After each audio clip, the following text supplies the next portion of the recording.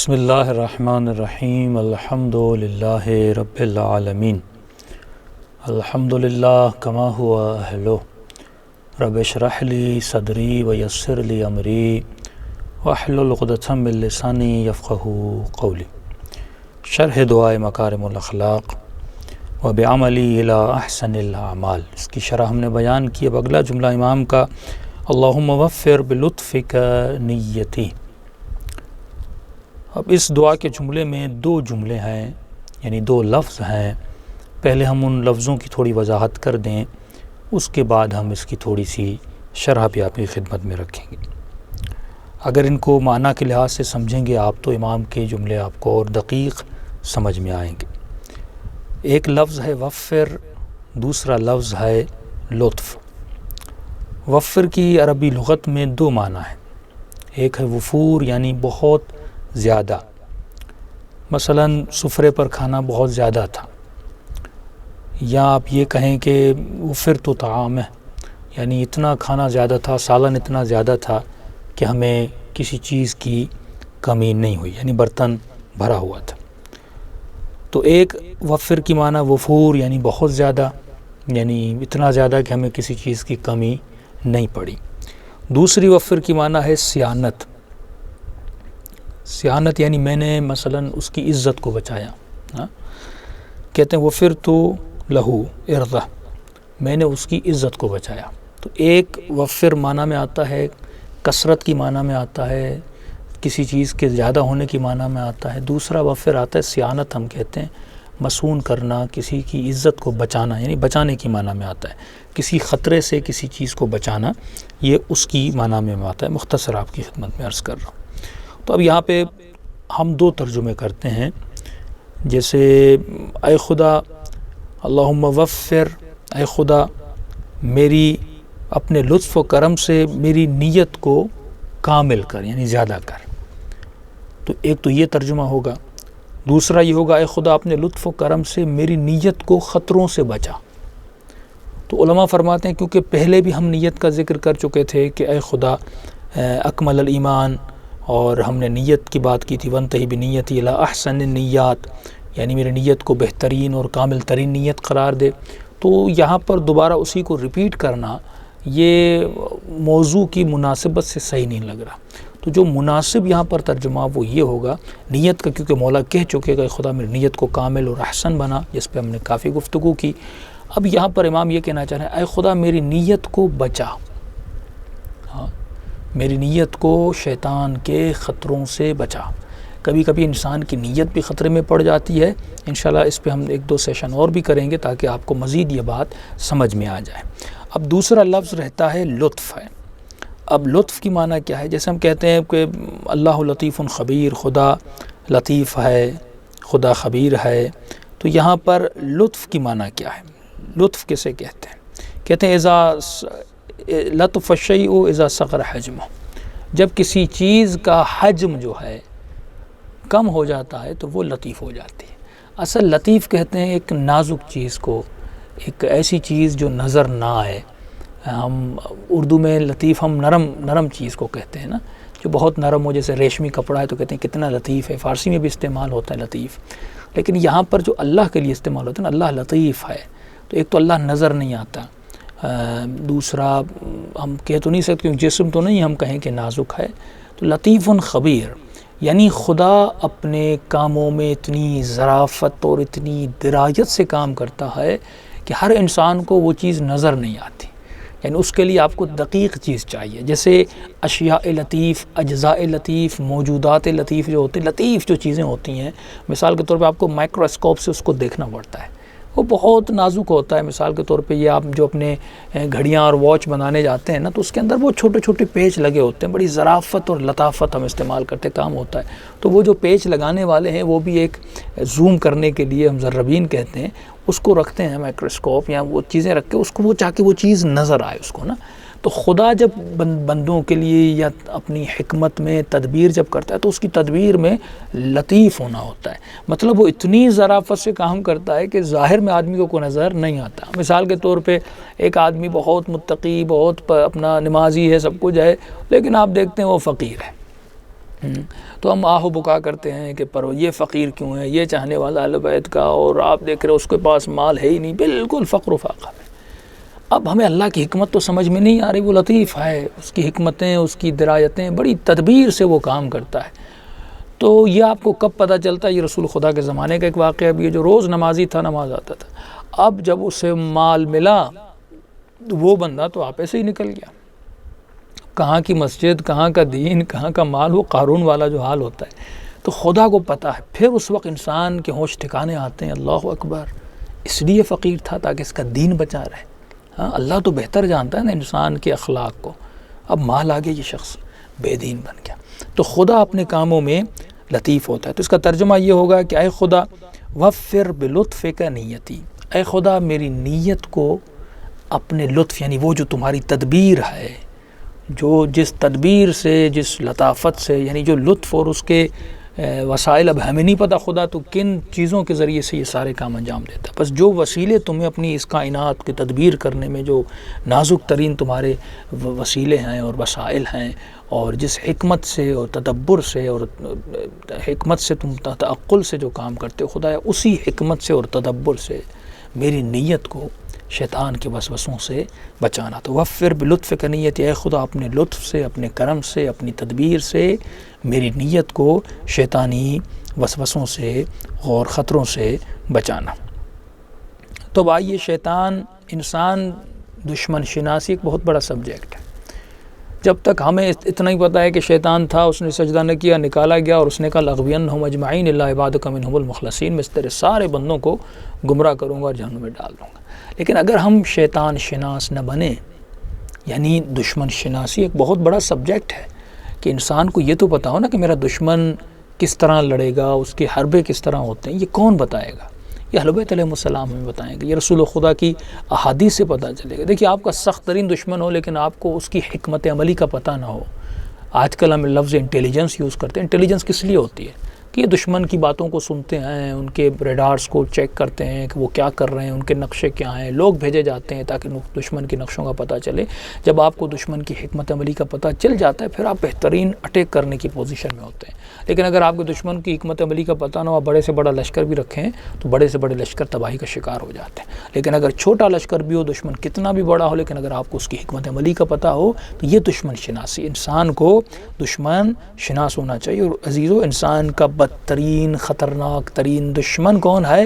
وہ شیطان ہے، جو بہت خطرناک ہے۔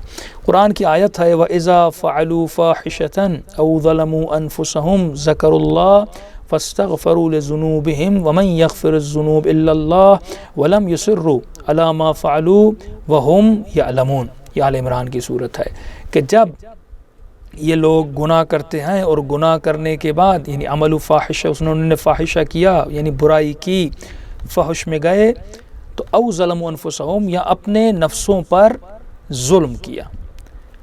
اب ظلم کرنے کے بعد، یعنی گناہ، ظلم تو نفسی ہم بار بار کہتے ہیں نا کہ اے خدا میں نے اپنے نفس پر ظلم کیا، خود گناہ، خود پر ظلم کرنا، کیونکہ اپنے ہاتھوں سے ہم خود کو جہنم کے حوالے کر رہے ہیں۔ فرماتے جب یہ قرآن کی آیت اتری، خدا کہتا ہے جب لوگوں نے فاحشہ کیا اور اپنے نفسوں پر ظلم کیا، اس کے بعد ذکر اللہ کا ذکر کیا، فاستغفروا، پھر انہوں نے استغفار کی، کس سے؟ اپنے گناہوں سے، لذنوبہم، ومن یغفر الذنوب، اور کون گناہوں کو بخشنے والا ہے؟ الا اللہ، ولم یصروا، اور گناہ کرنے کے بعد، استغفار کرنے کے بعد اپنے گناہ پر دوبارہ بضد نہ رہے۔ بعض اوقات انسان گناہ کرتا ہے، توبہ کرتا ہے، پھر دوبارہ اپنے گناہ کی طرف پلٹ کے جاتے ہیں، اسے کہتے ہیں اصرار عمل، یعنی اس عمل کو پھر بار بار کرنا۔ ولم یصروا، اور انہوں نے پھر اس گناہ کی طرف پلٹ کے نہیں گئے۔ مثال کے طور پہ رسول خدا نے معاف کیا، جنگ احد سے جو لوگ بھاگ گئے، تو یہ شرط ہے اگر استغفار کی ہے، اگر تم پھر کسی اور میدان سے بھاگے تو تمہاری توبہ قبول ہے، یہ آخری بار تمہاری توبہ تھی۔ ولم یصروا، یعنی جنہوں نے پھر اپنے گناہ، کوئی بھی گناہ اس پر دوبارہ اصرار نہ کیا، اور ما فعلوا ہم یعملون، اولئک جزاؤہم، پھر خدا ان کو جزا دے رہا ہے، مغفرتاً، ان کی توبہ کو قبول کرے گا، من ربہم، وجنات تجری من تحت الانہار، اور خدا ان کو جنتوں کو اور نہروں کی بشارت دے رہا ہے۔ اب عجیب روایت ہے، فرماتے جب یہ آیت اتری تو شیاطین میں ایک واویلا بپا ہوا کہ بھائی ہماری محنتیں، یعنی یہ آیت صرف رسول خدا پر اتری، حالانکہ آپ اگلی پچھلی قوموں میں دیکھیں اتنی رحمت بھری آیت، انسان بڑے سے بڑی خطا کرے اس کے بعد اگر گناہوں پہ پشیمان ہو تو خدا جزائے خیر دے رہا ہے۔ تو یہ آیت جب اتری تو اللہ نے کہا اس کے علاوہ میں یعنی اگر تمہارے یہ گناہ کوئی بخش بھی سکتا ہے، میں یعنی تمہارے گناہوں کی بخشش کا علاج بھی میرے ہاتھ میں، تو میں ہی اس گناہوں کو بخش کر تمہیں جنت میں بھیجوں گا، یہ تمہاری جزا ہے۔ فرمایا آیت نازل ہوئی، شیطان لعنت اللہ علیہ ایک پہاڑ کے اوپر گیا، جس کا پہاڑ تاریخ ملتا ہے پہاڑ سور تھا، سور کا نام تھا۔ اپنے سارے بچوں کو شیطان نے جمع کیا اور اس نے کہا کہ ہمارے جو جتنے بھی منصوبے ہیں سب کو جو اس آیت نے ان منصوبوں کو خراب کر دیا۔ اور شیطان نے اپنے سپاہی کو کہا اب بتاؤ ہم کیا کریں، کون سی ایسی حکمت عملی ہے؟ اب یہ گناہ آپ اتنی محنت کرو گے، ایک ایک مہینہ کسی کو زنا کی طرف لے جاؤ گے، شراب کی طرف لے جاؤ گے، نگاہ حرام کی طرف لے جاؤ گے، اور آخر میں وہ توبہ کرے گا جزاؤہم، اور اس کو جزا میں جنت دے گا، تو تمہاری محنت تو ساری رائے گان چلی گئی۔ اب یہ سارے شیاطین سر پکڑ کے پریشان ہو گئے کہ ہم کریں تو کیا کریں۔ تو ایک نے کہا کہ میں یہ کروں گا، شیطان نے کہا نہیں اس کا فائدہ نہیں۔ دوسرے نے کہا میں یہ کروں گا، شیطان نے کہا اس کا فائدہ نہیں۔ تیسرے نے کہا میں یہ کروں گا، فائدہ نہیں۔ تو شیطان کے بچوں میں سے اس کا ایک بچہ تھا۔ دیکھیے آپ سورہ الناس پڑھتے ہیں نا، قل اعوذ برب الناس ملک الناس الہ الناس من شر الوسواس الخناس، من شر الشیطان نہیں ہے، من شر الوسواس الخناس۔ یہ وسواس الخناس یعنی کس کے شر سے؟ وسواس الخناس کے شر سے۔ بہت عجیب جملہ ہے یہ۔ وسواس الخناس شیطان کے ایک بچے کا نام ہے جس کا نام تھا وسواس الخناس۔ اس بچے نے روایت میں ملتا ہے کہ اس نے کہا کہ میں انسان کے بچے کو ڈوب کے رکھ دوں گا اور اسے جہنمی کر ہی دوں گا۔ اس نے کہا کیسے کرو گے؟ فقال الوسواس الخناس انا لہا، میں اس کے لیے موجود ہوں۔ قال فبماذا؟ قال اعدهم وامنيهم حتى يواقع الخطيئة، پہلے تو میں ان کو خطا کی طرف لے جاؤں گا، گناہ کی طرف لے جاؤں گا، برائی کی طرف لے جاؤں گا، ان کو کسی گناہ کے کھڈے میں گراؤں گا۔ گرانے کے بعد فاذا وقعوا الخطیئہ، جب انہوں نے گناہ کر دی، یہ گناہ اور خطا واقع ہو گئی، انسیتہم الاستغفار، اللہ کہہ رہا ہے نا میں توبہ سے بخش دوں گا ان کو، فاستغفروا، جب وہ توبہ کریں گے تو میں ان کے سارے گناہ کو بخش دوں گا۔ کہ میں ان کو گناہ بھی کرواؤں گا جو پہلے ہم کام کرتے ہوئے آ رہے تھے، آج ایک نیا کام کروں گا، اس سے استغفار کرنا ہی بھلا دوں گا، وہ بھول جائے گا۔ مثلا بندہ خدا سارا سال گناہ کرتا ہے، اس نیت سے رمضان آئے گا، شب قدر آئے گی، میں توبہ کروں گا۔ اب جیسے شب قدر آتی ہے دوستوں میں لگا دے گا، ٹی وی میں لگا دے گا، پھر سو جاؤ 3 راتیں شب قدر کی، اگلی رات پہ اٹھاؤں گا، چلو بدبخت یہاں بھی نہیں اٹھا۔ پھر دوسرا دن پورے سال میں یہ شب قدر اور ایک اور دن ہے جس میں خدا انسان کے سارے گناہوں کو بخشتا ہے۔ دوسرا دن یوم عرفہ ہے، اب عرفہ کا دن آتا ہے، اس دن بھی اس کو سستی میں لگا دیتا ہے، مختلف کاموں میں لگا دے گا۔ تو شیطان پہلے تو اس کو امید دے گا گناہ، وقعوا، پہلے میں اس کو گناہ میں ڈالوں گا، اور گناہ میں کیسے ڈالوں گا؟ اسی آیت کا سہارا لوں گا۔ مثلا اسے کہوں گا جب تم فاحشہ کرو گے تو خدا کہتا ہے فاستغفروا، توبہ کرو تو میں تمہارے گناہوں کو بخش دوں گا۔ تو اسے کہوں گا گناہ کرو، شب قدر تو ہے توبہ کے لیے، گناہ کرو، اور جو عرفہ کا دن تو ہے نا توبہ کے لیے، کوئی بات نہیں گناہ کرو، یعنی اسے امید دوں گا گناہ کی۔ کس کی امید؟ اللہ کی رحمت کی امید، یعنی خدا کی رحمت کو وسیلہ گمراہی بنا دے گا، کہے گا اللہ کی رحمت بہت بڑی ہے، تم کتنا بھی بڑا گناہ کرو اللہ بخش دے گا، لہٰذا اس کو گناہ میں مبتلا کروں گا۔ جب یہ گناہ میں مبتلا ہو گیا اور اس کے بعد کیا کروں گا؟ اس کو توبہ کی توفیق ہی نہیں دوں گا، اس کو توبہ بھلوا دوں گا، بالکل یہ بھول جائے گا۔ پتہ بھی ہے فلاں جگہ پہ دعائے کمیل ہو رہی ہے، ہر شب جمعہ دعائے کمیل کیوں رکھی گئی؟ تاکہ انسان توبہ کرے۔ اب ہم میں سے کتنے جو بھی لوگ سن رہے ہیں، آپ میں سے کتنے لوگ ہیں جو ریگولرلی شب جمعہ کو دعائے کمیل پڑھا نہیں پڑھتے، بھول جاتے ہیں، آدھا گھنٹہ لگتا ہے، لیکن یہ آدھا گھنٹہ بھی شیطان تو سب سے بڑا اس کا دوسرا حربہ یہ کہ انسان کو بھلا دیتا ہے۔ اسی لیے عقل کہتی ہے کہ انسان شیطان شناس بنے، دشمن شناس بنے۔ بھائی دشمن کے حربوں کا آپ کو پتہ نہیں ہوگا، آپ دشمن کا مقابلہ کیسے کرو گے؟ تو شیطان کی 2 ٹیکنیک ہیں۔ ایک، انسان کو آخرت کے لیے کام کرنے نہیں دے گا، کبھی بھی آپ کو وہ کام جو آخرت کو آپ کی فائدہ دے، آپ کی قبر کو فائدہ دے، شیطان آپ کو اس کام سے روکتا ہے۔ دوسرا، شیطان آپ کو غافل بنا دیتا ہے، آپ کو توبہ کے دروازے پہ جانے نہیں دیتا۔ اور آپ یہ عجیب بات ہے نا کہ دیکھیے کیسے کیسے مثال لاتا ہے۔ مثال کے طور پہ انسان عبادت کرنی ہے تو پہلا ہم وسوسہ ذہن میں یہ لاتے ہیں، بھائی آپ کہاں کر سکتے ہو، کہاں آیت اللہ بہجت اور کہاں میں، ہاں یہی ہوتا ہے نا. مولا علی ایک رات میں 1000 رکعت نماز پڑھتے تھے، اور یہ وسوسہ شیطان ذہن میں لائے کہاں مولا علی اور کہاں میں. یہ جملہ شیطانی جملہ ہے. یقیناً اہل بیت علیہ السلام رسول خدا انبیاء کے فضائل بہت بلند ہے، لیکن یہ قطعاً نہیں کہنا چاہیے کہاں وہ کہاں میں. بھئی تم بھی ٹرائی کرو، ایک رات میں 1000 رکعت کیوں نہیں پڑھ سکتے؟ آیت اللہ خوئی اور ہمارے علماء نے کوشش کی، کسی نے 700 رکعت پڑھی، کسی نے 600 رکعت پڑھی. بھائی زندگی میں ایک بار کوشش کر کے تو دیکھی نا. جب مولا ایسی جسم سے کر سکتے ہیں، ہم کیوں نہیں کر سکتے؟ تو یہ کہنا کہاں وہ کہاں ہم. اور قرآن مجید میں خدا کبھی بھی کمزور کو رول ماڈل نہیں بنا رہا، طاقتور ترین انسان کو رول ماڈل بنا رہا ہے. ہاں کہ وَلَكُمْ فِي رَسُولِ اللَّهِ أُسْوَةً حَسَنَةً. کس کو اسوہ حسنہ؟ اسوہ یعنی جو ہماری رول ماڈل ہے نا. اسوہ یعنی جس کے راستے پہ ہمیں چلنا ہے نا. مولا علی اسوہ ہیں، ہمارا رول ماڈل ہے. امام حسن اسوہ حسنہ ہیں، امام حسین اسوہ حسنہ ہیں، امام زین العابدین اسوہ حسنہ ہیں. تو جب وہ اسوہ حسنہ یعنی جو انہوں نے کیا وہ ہمیں کرنا ہے. یہ نہیں کہنا کہاں وہ کہاں ہم، کہاں قمبر کہاں میں، کہاں سلمان. یہ تو چھوٹی بات ہے، میں مولا علی کی بات کر رہا ہوں. یہ بھی نہیں کہنا. عمل کے اعتبار سے درجہ ان کا بہت بلند ہے. عمل کے اعتبار سے یہ شیطانی وسوسہ ہے. جب آپ نے کہہ دیا نا کہاں وہ کہاں، ابھی آپ نماز بھی نہیں پڑھو گے، ابھی آپ روزہ بھی نہیں رکھو گے. لیکن آپ یہ سوچو جیسے وہ امام المتقین تھے مجھے متقی بننا ہے، جیسی سختیاں جیسے مصائب انہوں نے برداشت کی سب کچھ مجھے کرنا ہے. کتنے ہمارے اتنے شہداء تھے جنہوں نے یہ دعائیں کی خدا وہ شہادت جو حضرت عباس کو ملی وہ ہمیں نصیب ہو. کسی نے کہا مجھے جناب قاسم جیسی شہادت چاہیے، کسی نے کہا مجھے امام حسین جیسی شہادت چاہیے. ہاں تو آج نہیں ہے ایسے شہداء جن کو بم میں اور مختلف چیزوں میں بازو کٹ جاتے ہیں. آج نہیں ہے ایسے شہداء جن کے صرف سر اپنے گھروں تک پہنچے، بدن نہیں پہنچا. آج نہیں ہے ایسے شہداء جن کے جسموں کو جلایا گیا، ان کے جسموں کو پامال کیا گیا. ہاں تو خدا دیتا جب وہ اسوہ حسنہ ہے تم کوشش تو کرو.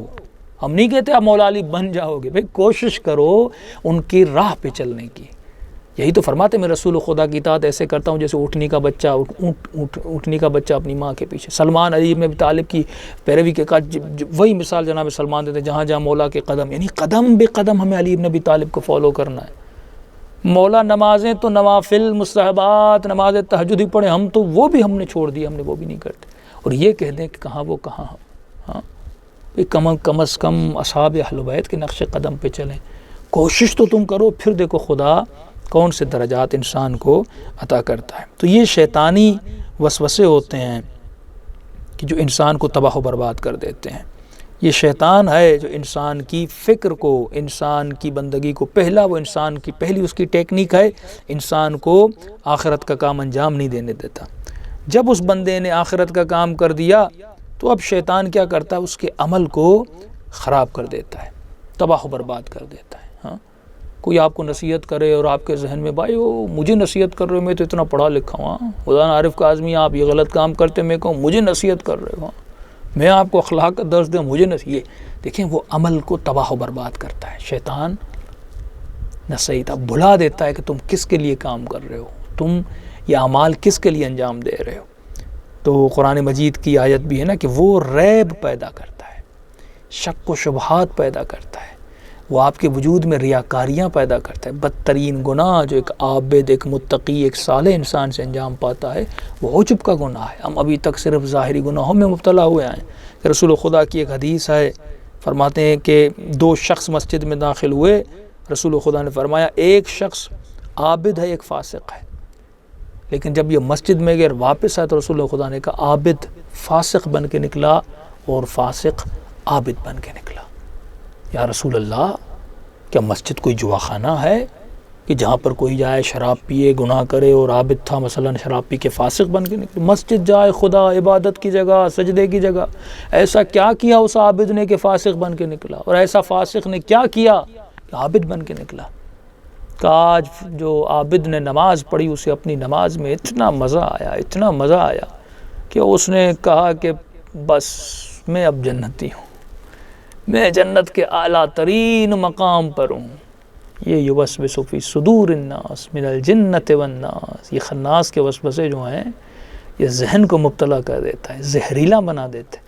کہ بس جیسے وہ عجب میں مبتلا ہوا کہ بس میں تو جنتی ہوں، فاسق بن گیا.